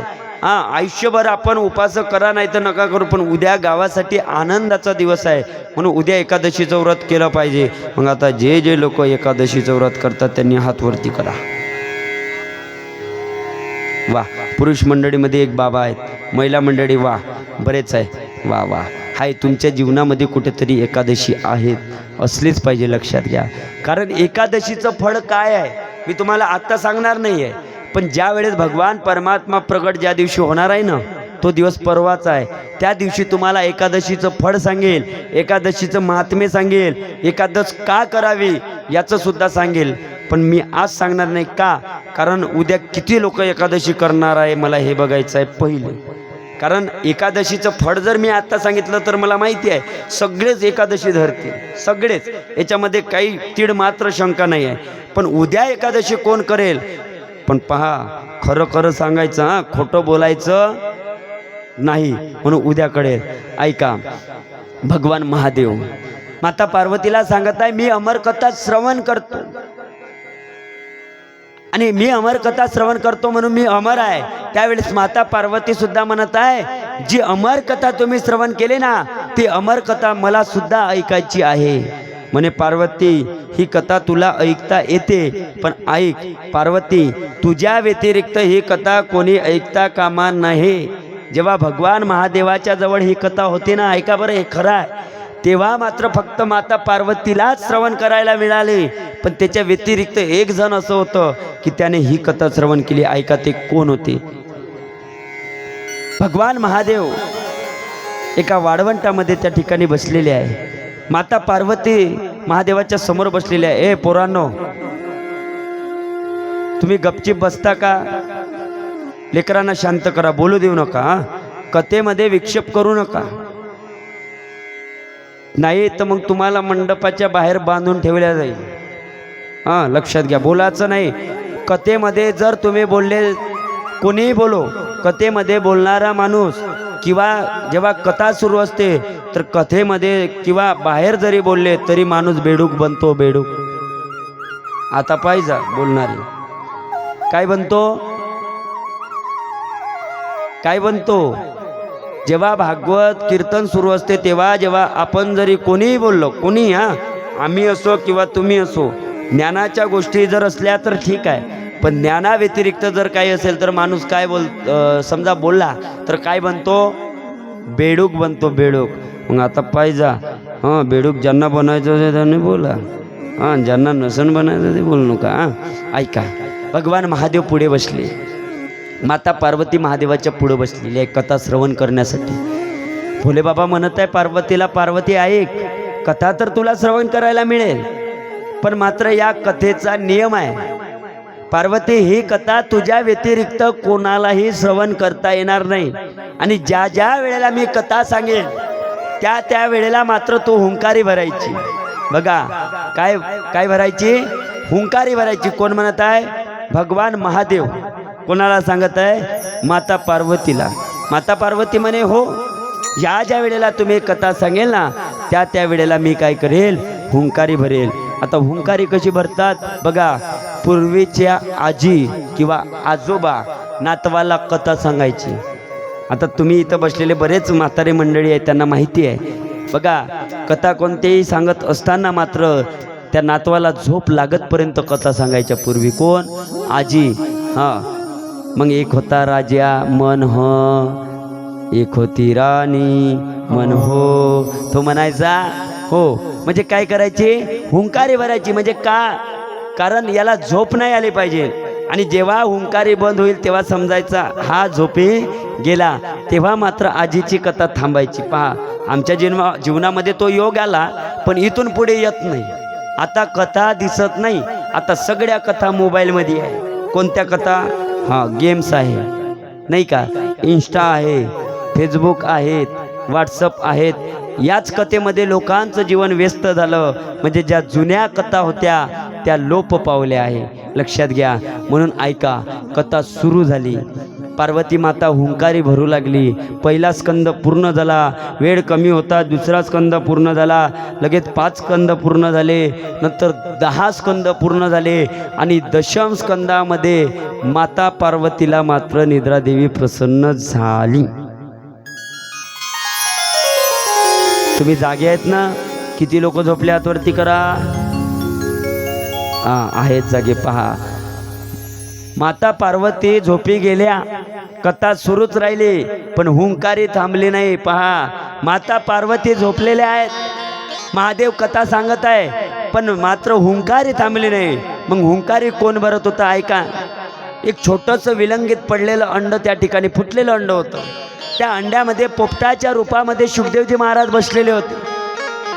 कुठे, त्याच ठिकाणी ज्या ठिकाणी भगवान महादेव कथा सांगत होते. आणि ते फुटलेलं अंड होतं, विलंगित पडलेलं अंड होतं. म्हणून मात्र माता पार्वतीने लक्ष दिलं नव्हतं. बस, मात्र त्यावेळेस हुंकारी कोण भरायला लागले, शुकदेवजी महाराज त्या पोपटाच्या रूपामध्ये बसलेले होते. 10 स्कंद पूर्ण झाले, माता पार्वतीला झोप लागले, पण हुंकारी मात्र थांबली नाही. 12वा स्कंद पूर्ण झाला, 18,000 श्लोक पूर्ण झाले, 335 अध्याय पूर्ण झाले. आणि भगवान महादेवाने मात्र नेत्र उघडले. जसे नेत्र उघडले ऐका, माता पार्वतीला समोर बघितलं. माता पार्वतीला बघितल्याच्या नंतर त्या ठिकाणी माता पार्वती निद्रस्त अवस्थेमध्ये दिसल्या. म्हणे, पार्वती उठ, मी तुला सांगितलं होतं ज्यावेळेस मी कथा सांगत असेल तेव्हा झोपायचं नाही, निद्रस्त अवस्थेमध्ये राहायचं नाही. म्हणे, ज्या अर्थी तू निद्रस्त अवस्थेमध्ये होती, मग ही कथा कोणी श्रवण केली, ही कथा कोणी श्रवण केली. इकडे तिकडे महादेवाने बघितलं, इकडे तिकडे बघितल्याच्या नंतर मात्र त्या विलंगित पडलेल्या अंड्यामधून शुकांचा जन्म झाला. आणि शुकदेवजी महाराज मात्र धावत निघाले. पुढे शुकदेवजी महाराज, भगवान महादेवाच्या हातामध्ये त्रिशूल आहे, शुकदेवजी महाराज पुढे आणि भगवान महादेव मात्र शुकदेवजी महाराजांच्या मागे लागलेले आहे. पुढे शुकदेवजी महाराज, मागे भगवान महादेव. म्हणे अरे मला न सांगता ही कथा श्रवण केली, म्हणून भगवान महादेव मात्र त्या ठिकाणी शुकदेवजी महाराजांच्या मागे पडत आहे. पुढे शुकदेवजी महाराज निघाले. सकाळची वेळ होती. सकाळच्या वेळेला मात्र वेदमर्षी व्यासांच्या पत्नी माता हरणी देवी यांनी सकाळी मात्र अशी जांभई दिली, आ केलं. जसं आ केलं ना तसं मात्र शुकदेवजी महाराजांनी त्यांच्या मुखामधून आतमध्ये गर्भामध्ये प्रवेश केला. बोले शुकदेवजी महाराज की जय. हरणी देवीच्या गर्भामध्ये मात्र शुकदेवजी महाराजांनी प्रवेश केला. भगवान महादेव तिथून निघून गेले. पण ऐका, आज 12 वर्षे झाली. किती? 12 वर्षे झाले. शुकदेवजी महाराज मात्र त्या गर्भातून बाहेर यायला तयार नाही. वेदमर्षी व्यास प्रार्थना करत आहे.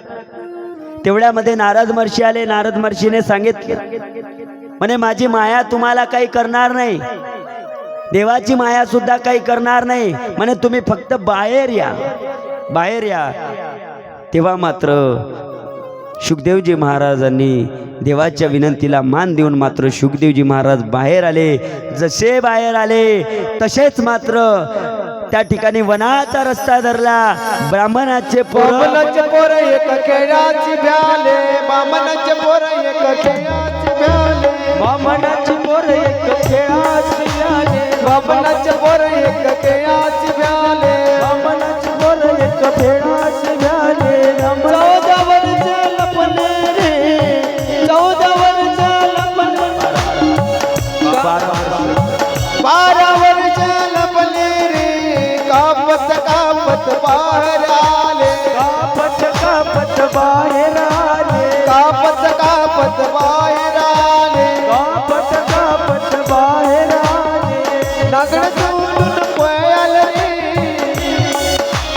नागवेचे पडून गेले रे, नागवेच पळून गेले रे, नागवेचे पडून गेले रे, नागवेच पळून गेले रे. ब्राह्मणाचे पोरं एका खेळाशी व्याले, 12 वर्षे लपले रे, कापत कापत बाहेर आले, नागवेची पडून गेले रे. पहा, वेदमर्षी व्यास आवाज देत आहे, अरे बाळा थांब, अरे पुत्रा थांब. त्यावेळेस मात्र शुकदेवजी महाराज म्हणत आहे, ऐका ना, मी कोणाचा पुत्र आहे ना कोणी माझे पिता आहे, मी कोणाचा मुलगा नाही आहे आणि माझा बाप सुद्धा कोणी नाही आहे या जगतामध्ये. पहा, आत्ताची मुलं सुद्धा तेच म्हणते, आत्ताची मुलं सुद्धा तेच म्हणते, आहा तू माझा बाप नाही ले का आणि मी तुझा मुलगा नाही. पहा, तो भाव वेगळा आहे. शुकदेवजी महाराजांचा भाव वेगळा आहे आणि आजच्या काळातल्या मुलांचा भाव वेगळा आहे. पहा, आज स्वार्थासाठी मुलं काय करेल सांगता येत नाही, पण शुकदेवजी महाराजांचा जो स्वार्थ होता ना, ऐका, जंगलामध्ये जाऊन तपश्चर्या करायची होती. कोणाला? शुकदेवजी महाराजांना. आणि आता कशासाठी होते तुम्हाला माहिती आहे नाही का? डायरेक्ट लोक म्हणतात मुलं आजचे, हे बघ तू माझा बाप नाही, मला जास्तच्या शहाणपणा शिकू नको. तुमच्या गावात नाही आहे अशी मुलं, पण तिकडं आमच्याकडं आहे. आईला सुद्धा म्हणताय, मला अजिबात काम सांगायचे नाही. आली वेळ तर बापाच्याच 2-4 कणपटी शकून देतात आत्ताची मुलं. त्या दिवशी घडली घटना. माझ्यासोबत आमचे दुर्योधन दादा आणि मी दोघेजण, आम्ही इथे कथा चालू होती माझी पिंपळखुटा गावामध्ये. आमच्या झाकीवाल्या महाराजांनी चाट दिली म्हणून आम्ही नागपूरला निघालो सकाळी जाण्यासाठी. आणि ज्या वेळेस आम्ही बुट्टीबोरीच्या समोर मात्र बसणं जात होतो ना, नागपूरमध्ये येऊन पोचलो. त्या बर्डीमध्ये त्याला उतरायचं होतं, जिथे विमानतळ आहे ना बर्डीच्या अलीकडे, तिथं त्याला उतरायचं होतं. त्याला कोणतं तरी नाव आहे त्या स्टेशनला, आता मला आठवत नाही, त्या दिवशी मी सांगितलं होतं. त्या स्टेशनवरती त्याला उतरायचं होतं. त्याने मुलीला आपल्या जवळ घेतलं खांद्यावरती, त्या मनुष्याने. पहा बरं, मुलगी होती ती. आणि मुली आणि मुलं आताचे सारखेच झाले. पहा, कारण संस्कार अजिबात मुलांवरती आणि मुलींवरती राहिलेत नाही. पहा, मी तुमच्या गावातलं म्हणून सांगत नाही, पण जे डोळ्याने खरोखर दृश्य पाहिलं ना, ते मी नक्की सांगणार तुमच्यापर्यंत. आई शीटाच्या मागं आहेत उभी, आणि बापाने त्या मुलीला घेतलं, खांद्यावरती बॅग आहे, पाठीमागे पाठीला बॅग अटकवलेली आहे आणि मुलीला पकडलेलं आहे. त्या मुलीनं काय केलं, जवळपास 3.5 ते 4 वर्षाची ती मुलगी असेल. ती मुलगी जोराने रडू लागली, म्हणे मला आत्ताच उतरायचं. ड्रायव्हर म्हणे 5 मिनटं थांबा, 5 मिनटात पुढे तुमचं स्टेशन आहे. पण ती मुलगी ऐकायला तयार नाही, जोराने रडत आहे. रडता रडता तिने असे पाय खालीवर करायला चालू केलं. जसा पाय खालीवर करता करता ड्रायव्हरच्या तोंडालाच एक लात मारून दिली. कोणी? त्या मुलीने. पहा, ड्रायव्हरला मारलं याच्यामध्ये नवल नाही. अशी हाताचं एक असं हे केला पंजा, आणि असा हाताचा पंजा करून बापाच्याच कानाखाली पहिले वाजवली एक. पहा बरं, छोटीशी मुलगी 3.5-4 वर्षाची. आई हसत राहिली, आई पाठीमागे उभी. आईला काय वाटलं माहिती नाही, ते देव जाणे. मी विचारू शकलो नाही, कारण आम्ही जर लोकांना असं विचारायला गेलो तर लोक आम्हाला उलटं उत्तर देतात. हा, कथेमध्ये जरी आम्ही विचारला नाही एखादा प्रश्न तरी लोक उत्तर देतात उलटं. याच्यामध्ये तीळ मात्र शंका नाही. हां, आम्ही आमच्या डोळ्याने हे दृश्य बघतो, म्हणून मी विचारलं नाही. पण ऐका, ती मुलगी तेवढ्यावरती थांबली नाही, पुन्हा जोराने रडायला लागले. बापाच्या तर कानाखाली मारून दिली.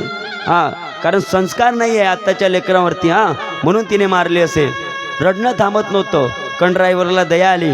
ड्रायव्हरने काय केलं, आपल्या खिशाचा पेन काढला खिशातला आणि तिच्या हातात दिला. म्हणे तायडे घे, हा पेन घे. तिने काय केलं, बापाने हात समोर केला, बापाच्या हातावरती काहीतरी लिहायला लागली. कोण? ती बारकी मुलगी 3.5-4 वर्षाची. लिहिता लिहिता पहा बरं, आता गपचिप लिहायचं ना, तिने तोच पेन घेतला आणि आईला मारून असा मारला. पण तो पेन आईला लागला नाही, दुसऱ्याच माणसाला जाऊन लागला. बरं झालं डोळ्याला लागला नाही, त्याच्या छातीला लागला जाऊन. त्या माणसाने एक शिवा दिल्या नाही. हां, तो पेन घेतला, परत मात्र त्या ठिकाणी दिला. सांगा, असं जेव्हा आपल्या डोळ्यासमोर हे दृश्य पाहायला मिळते, याला काय म्हणावं आपण? सांगा ना. म्हणजे लेकरावरती संस्कार अजिबात राहिले नाही.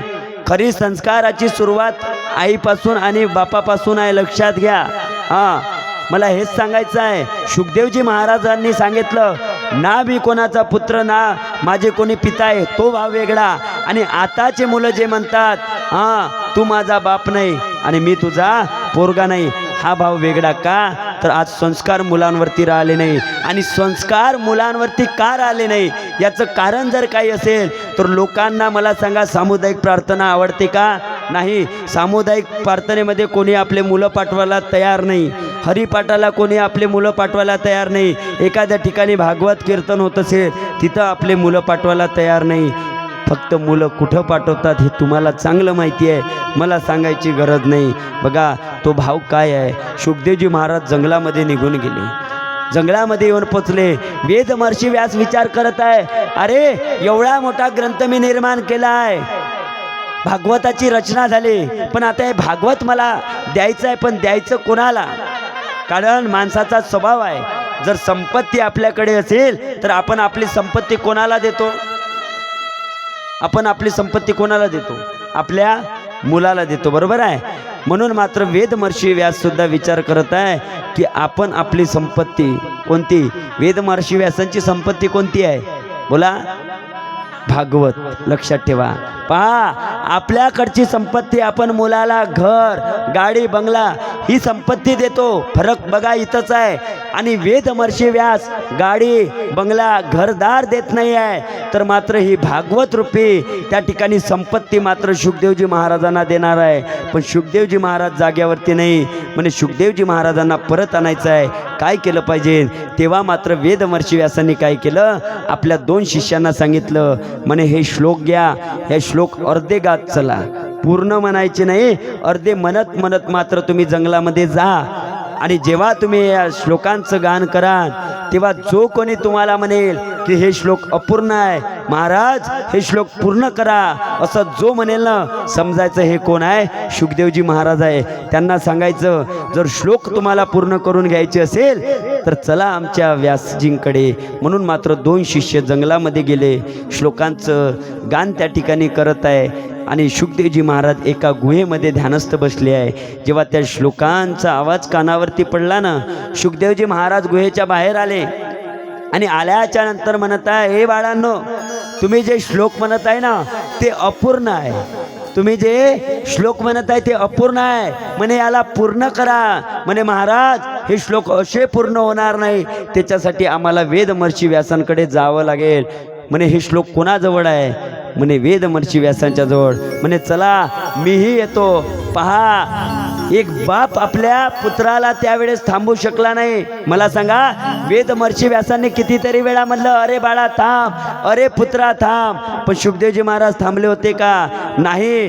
पण मात्र आता त्याच भागवतातले श्लोक त्या 2 शिष्यांना पाठवल्याच्या नंतर मात्र त्या शिष्यांसोबत शुकदेवजी महाराज परत आले. कशासाठी? तर ही भागवताची संपत्ती घेण्यासाठी, एका पित्याकडून संपत्ती घेण्यासाठी परत आले. येऊन पोचले शुकदेवजी महाराजांच्या जवळ. आल्याच्या नंतर मात्र त्या ठिकाणी शुकदेवजी महाराज जवळ आले वेद महर्षी व्यासांच्या.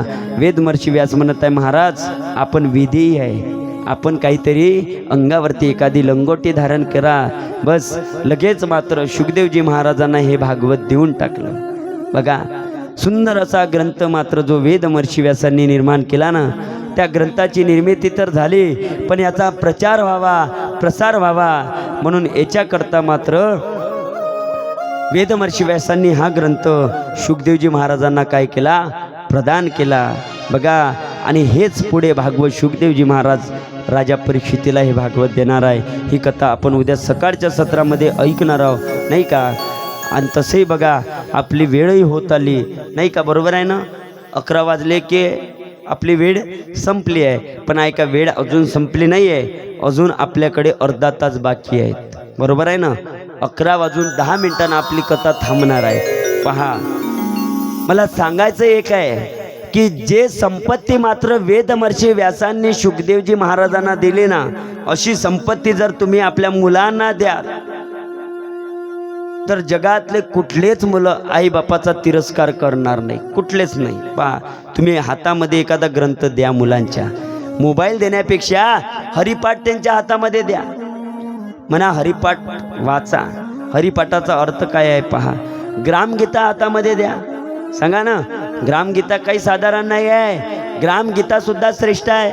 मला सांगा, वंदनीय राष्ट्रसंत तुकडोजी महाराजांनी ग्रामगीता निर्माण केली कशासाठी? तर अरे या कलियुगामध्ये संपूर्ण जगाचा उद्धार व्हावा, प्रत्येक गाव हे सुंदर बनलं पाहिजे, प्रत्येक गावामध्ये समाधान राहिलं पाहिजे, म्हणून वंदनीय राष्ट्रसंत तुकडोजी महाराजांनी ग्रामगीता निर्माण केली. माझं ग्राम सुखी झालं पाहिजे. एवढंच नाही तर कर्मवीर गाडगे बाबा, पहा, कर्मवीर गाडगे बाबांनी काय नाही केलं हो आपल्यासाठी. अरे आंधळ्यांची सेवा केली, लुल्यांची सेवा केली, पांगड्यांची सेवा केली. बघा, गाडगे बाबांनी आणि तुकडोजी बाबांनी आयुष्य आपलं सगळं व्यतीत केलं लोकांसाठी. पण लोकांनी काय केलं हो? साधू संतांचा तिरस्कार केला. मी कालही बोलून गेलो, जोपर्यंत आपल्या जीवनामध्ये साधू संत आहे ना, तोपर्यंत साधू संतांची किंमत माणसाला कळत नाही. जेव्हा साधू संत या जगतामधून मात्र निघून जातात ना, तेव्हा सर्वात जास्त साधू संतांची किंमत लोकांना कळते. अरे दारावरती जर एखादा साधू आला, एखादा साधू महात्मा जर दारावरती आला ना, जेव्हा भिक्षा मागण्यासाठी, लोक भिक्षा देत नाही, म्हणते जा पुढच्या घरी. हा स्वभाव झाला. तसेही मन आहे, साधू संत येते घरा. पुढचं काय आहे? साधू संत येते घरा न खिडक्या दरवाजे बंद करा. असंच आहे ना माणसाच्या जीवनामध्ये. कुठं कुठं चालू आहे. तुमच्या गावातले लोक चांगले आहे मला माहिती आहे, पण काही काही गावामध्ये असं आहे, साधू संत दारावरती आले का खिडक्या आणि दरवाजे बंद. पण तसं नाही. साधू संत येते घरा, तोचे देवाडे दसरा. जेव्हा साधू संत आपल्या घरी येते ना, ती आपली दसरा आणि काय असते? दिवाळी असते. दसरा दिवाळी तोची आम्हा सण.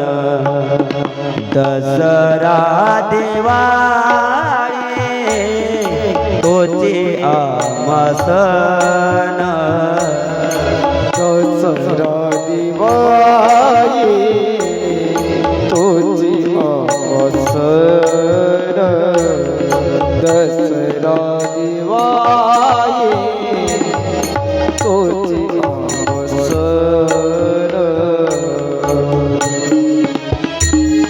दसरा दिवाळे तोचे आम्हा सण दसरा दिवाळे तोचे आम्हा सण दसरा दिवाळी तोची आमसन दसरा दिवाळी तोची आमसन सखे हरी जन भेटतील भेटतील सखे हरी जन भेटतील सखे हरी जन भेटतील सखे हरी जाना भेटतील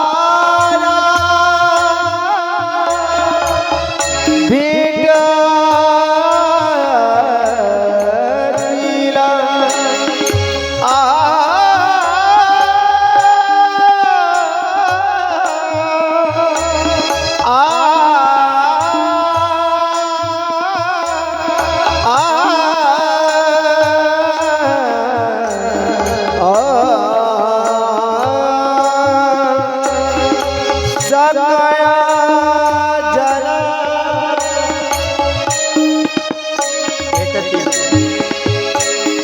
भेटतील सकळ जन भेटतील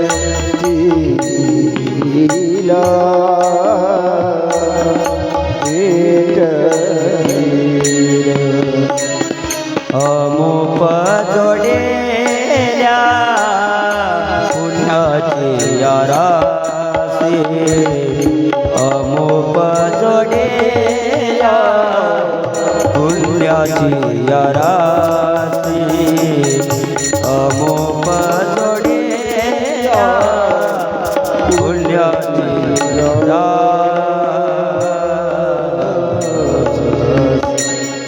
दसरा दिवाळे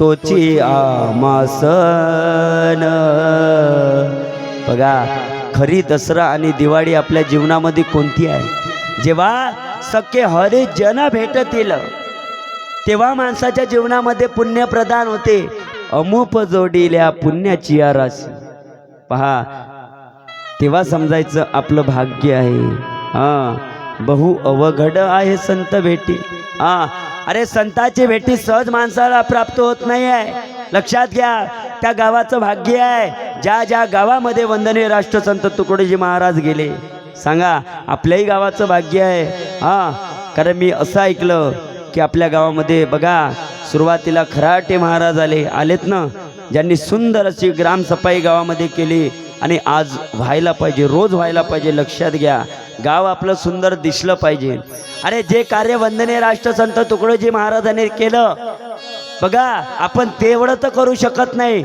पण कदाचित त्यांनी जे सांगितलं ते तर आपण करायला पाहिजे नाही का स्वच्छता अभियान झालंच पाहिजे मला सांगा गाडगे बाबांनी सुद्धा जीवनामध्ये काय केले सगळ्यांची सेवा केली नुसती सगळ्यांची सेवा केली नाही तर मात्र हातामध्ये झाडू घेऊन मात्र संपूर्ण गाव स्वच्छ केलं ना केलं का नाही केलं काय केलं हो गाडगे बाबांनी भजन केलं तुकडोजी बाबांनी काय केलं भजन केलं कसं भजन केलं तुम्हाला माहिती आहे म्हणा सगळ्यांना म्हणायचं आहे गोपाला गोपाला देवकी नंदन गोपाला गोपाला गोपाला आता या ठिकाणी सुद्धा वंदनीय राष्ट्रसंत तुकडोजी महाराज आणि कर्मवीर गाडगे बाबा या ठिकाणी येणार आहे देवकी नंदन गोपाला गोपाला गोपाला देवकी नंदन गोपाला गोपाला गोपाला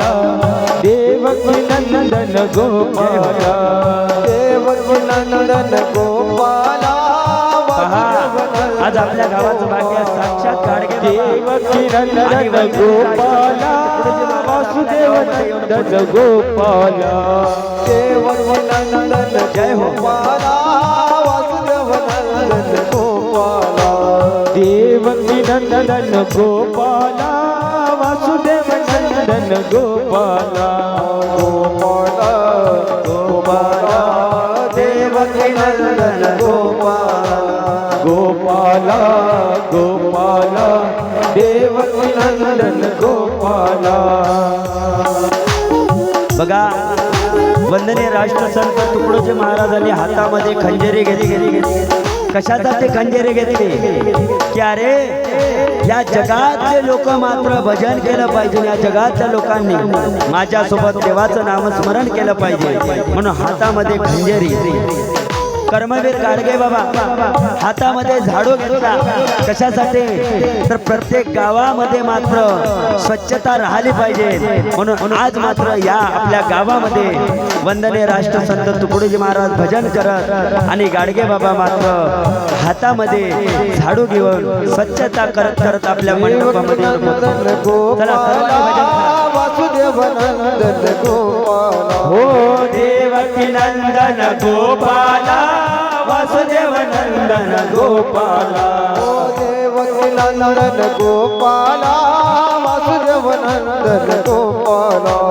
देवकी नंदन गोपाला वासुदेव नंदन गोपाला गाडगे बाबा गोपाला तुकडोजी बाबा गोपाला गाडगे बाबा गोपाला तुकडोजी बाबा गोपाला आडकोजी बाबा गोपाला सभी संत को बोलो गोपाला अड़कोजी बाबा गोपाला सभी संत बाबा गोपाला गोपाला गोपाला देवकी नंदन गोपाला गोपाला गोपाला देवकी नंदन गोपाला तुकडोजी बाबा गोपाला विक्रम बाबा गोपाला तुकडोजी बाबा गोपाला विक्रम बाबा सर्वांनी म्हणायचं गोपाला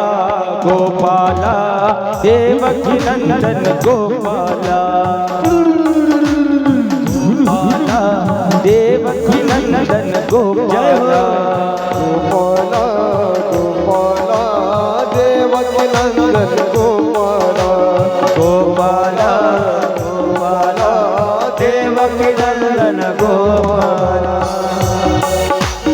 बघा वंदनीय राष्ट्रसंत तुकडोजी महाराज प्रत्येक गावामध्ये जाऊन प्रबोधन करत आहे अरे माझं गाव स्वच्छ राहिलं पाहिजे माझ्या गावातले लोक मात्र ज्ञानाने जागृत झाले पाहिजे प्रत्येक गावातल्या मनुष्यापर्यंत भजन पोचलं पाहिजे म्हणून मात्र भजन करायला सुरुवात केली कोणी वंदनीय राष्ट्रसंत तुकडोजी महाराज भजन करतात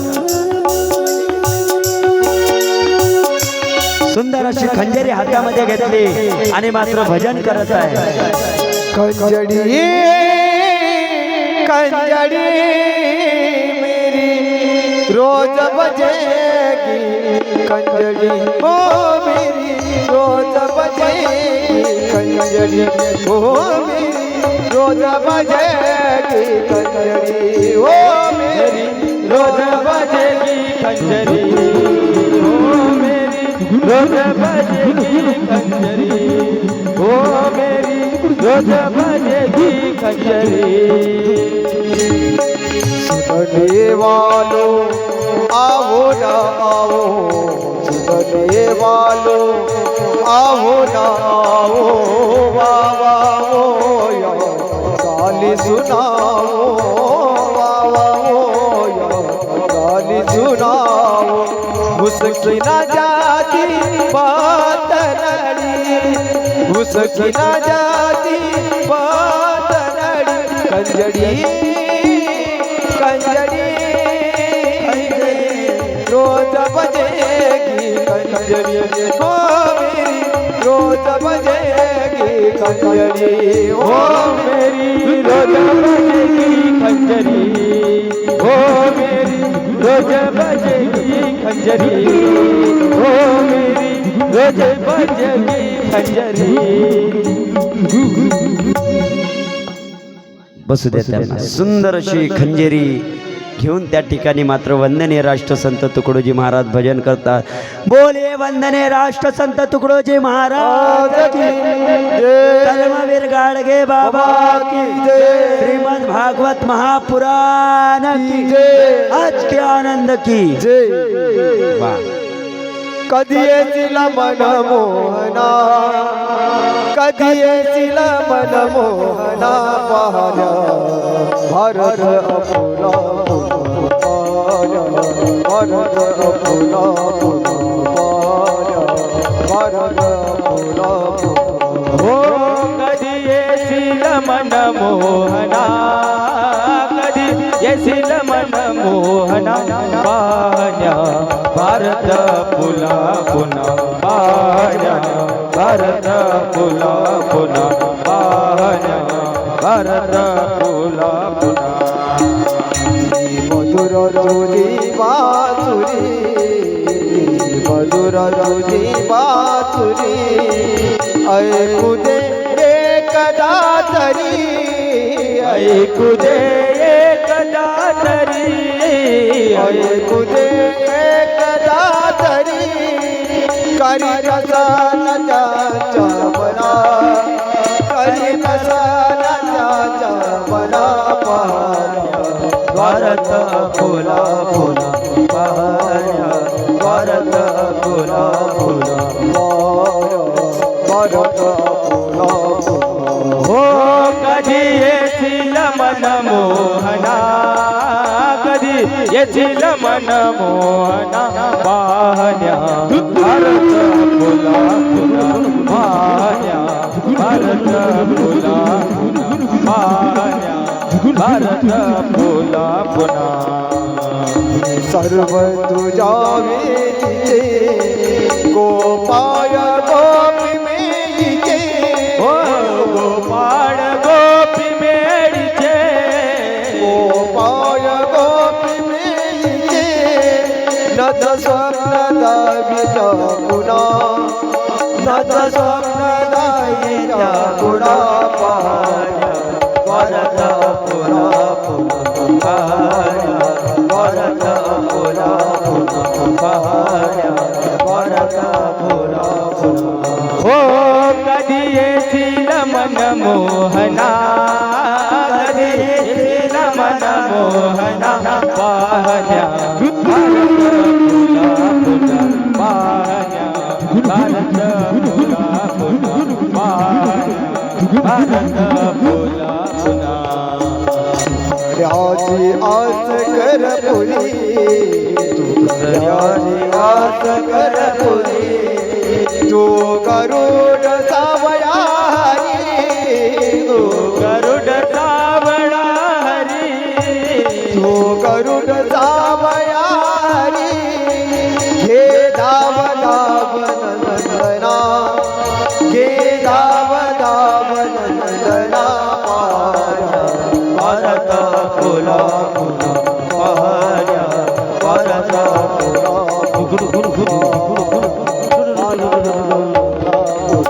हो कधी येशील मन मोहना कधी येशील मन मोहना भारत फुला फुला पाहण्या भारत फुला फुला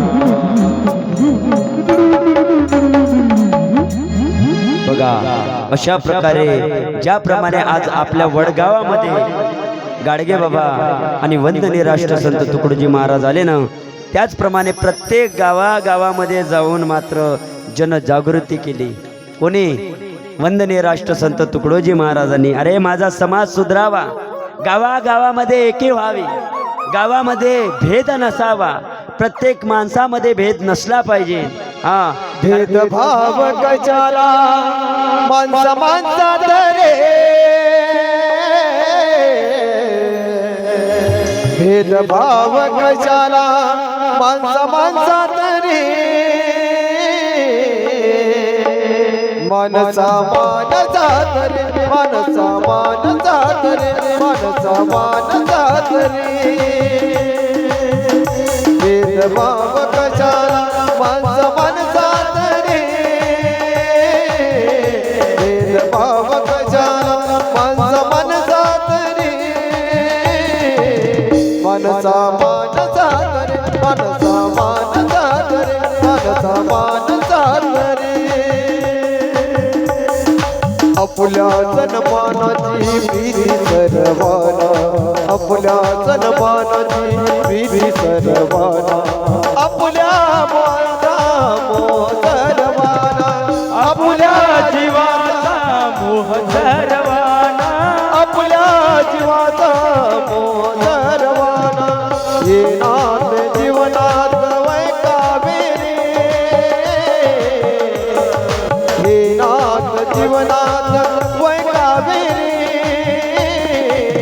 मानसा मान जात रे मानसा मान जात मानसा मान जात रे भेदभाव कशाला मानसा मान जात रे मानसा मान जात रे मानसा मान जात रे मानसा मान जात रे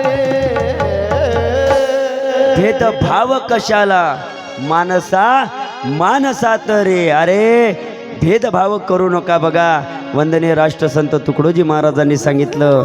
म्हणून पहा काल आपल्याही गावात प्रत्येक गोष्टीला मान्यता दिली की अरे भेदभाव नसला पाहिजे. पहा लोक जातीभेद करतात नाही का, पण वंदनीय राष्ट्रसंत तुकडोजी महाराज म्हणतात बाबांनो जातीभेद करण्याचा मात्र त्या ठिकाणी प्रयोग करू नका, कारण सगळे माणसं एक आहे. लक्षात घ्या, एकत्र आलं पाहिजे प्रत्येकाने. म्हणून बाबांनी सांगितलं कधी जातीभेद करू नका, कारण सर्वांचं रक्त एकच आहे. कोणाचं रक्त हिरवं आहे का, कोणाचं रक्त पांढरं आहेत का, कोणाचं रक्त काळं आहेत का, बोला नाही. सर्वांचं रक्त लालच आहे. म्हणून सर्वांचं रक्त जर एक असेल तर म्हणून बाबांनो भेदभाव कधी करू नका. मला सांगा राष्ट्रसंत तुकडोजी महाराजांनी कधी भेदभाव केला नाही. अरे कोणी ह्या जातीचा आहे, कोणी खालच्या जातीचा आहे, कोणी अमुक आहे, कोणी टमुक आहे, असा कधी वंदनीय राष्ट्रसंत तुकडोजी महाराजांनी भेदभाव केला नाही. अरे सगळा समाज एकत्र करण्याचं कार्य केलं. सप्ताह कशासाठी आहे? सप्ताह त्याच्यासाठी आहे की सर्व मात्र एकजुटीने आले पाहिजे आणि प्रत्येकाने आपापल्या परीने सेवा मात्र केली पाहिजे. समाज एकत्र करण्यासाठी मात्र सप्ताह आहे. एवढंच नाही, गणपती कशासाठी आपण मांडतो सांगा? गावागावामध्ये गणपतीची परंपरा आहे. कशासाठी आपण गणपती बसवतो 10 दिवस? तर मात्र संपूर्ण लोक एकत्र आले पाहिजे सणाला, म्हणून मात्र गणपतीचा सण आपण साजरा करतो. नवरात्र कशासाठी आहे? नवरात्र सुद्धा त्याच्यासाठी आहे का प्रत्येकाने मात्र आपला भेदभाव बाजूला ठेवून प्रत्येकाने त्या ठिकाणी आलं पाहिजे, देवीची आराधना केली पाहिजे. याच्यासाठी आपण नवरात्र उत्सव साजरा करतो. पण नाही का, तिथेही काही लोक भेदभाव करतातच. बरं आहे आपल्या गावात असे लोक सापडत नाही म्हणून तेवढ्यानं तरी बरं आहे. आपल्या गावातले लोक खरोखर चांगले आहे. पहा सगळ्यांनी एकत्र आलं पाहिजे आणि असंच कार्य आपल्या हातून घडलं पाहिजे. मला सांगा गाडगे बाबांनी जीवनामध्ये काय केलं हो? बोला. आपल्या आयुष्यामध्ये मात्र कधी विचार केला नाही. बघा एकदाचा प्रसंग आहे गाडगे बाबाच्या जीवनामधला. ज्या वेळेस गाडगे बाबा मात्र प्रवचन करत होते, कीर्तनामध्ये उभे होते, हजारो संख्येने लोकसंख्या मात्र गाडगे बाबांच्या समोर बसलेली आहे. तेवढ्यामध्ये एक व्यक्ती धावत आला.